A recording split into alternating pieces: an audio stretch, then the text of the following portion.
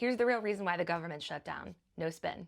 As of October 1st, the Democrats have refused to sign onto the budget that the Republicans have planned to fund the government. Why? There are two main reasons, and I'm about to piss off both sides, so at least you'll know I'm fair. First is because Chuck Schumer got so much flack from the Democrats the last time that he signed onto the Republicans' budget without giving them any pushback that he's afraid to sign onto one now.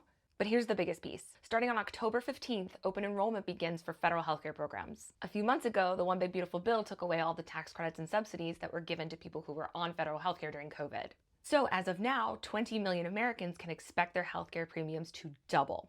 Speaker Mike Johnson is correct that these tax credits or subsidies don't expire until the end of the year. But open enrollment closes way before then, and you have to know whether you can afford the plan that you're choosing. The Democrats have asked the Republicans to come to the table to try to work on this many times, but they haven't. Now we're down to the wire, and so the Dems felt like they had no choice but to use this shutdown as leverage to try to get the Republicans to talk with them so that 20 million Americans won't see their premiums double.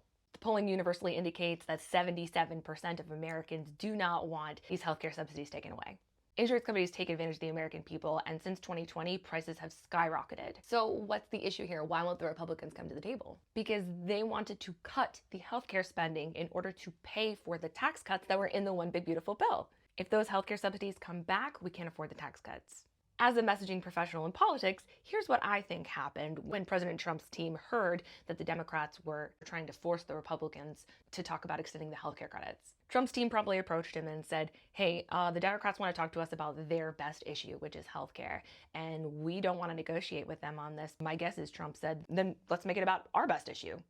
Immigration, let's make it about illegal immigration. So social media posts from the president, vice president, trickling all the way down through Congress, all said the Democrats refuse to fund the government because they want to give healthcare to illegal immigrants. Is that true? Let's take a look at the facts. First of all, federal healthcare dollars cannot be appropriated to illegal immigrants. So there's nothing that the Democrats could ask for, right? Even if they did something nefariously or secretly, there's nothing that they could ask for that would actually go to illegal immigrants in order for negotiations to continue. Secondly, if you look at the budget, actually the only federal healthcare dollars that even make their way to illegal immigrants is when illegal immigrants go to the emergency room. Now let me explain this. If a person who's an illegal immigrant goes to the emergency room and they have an actual emergency, right, like a broken bone or they're having an asthma attack or they're bleeding or something, then federal healthcare dollars will reimburse the hospital for their care.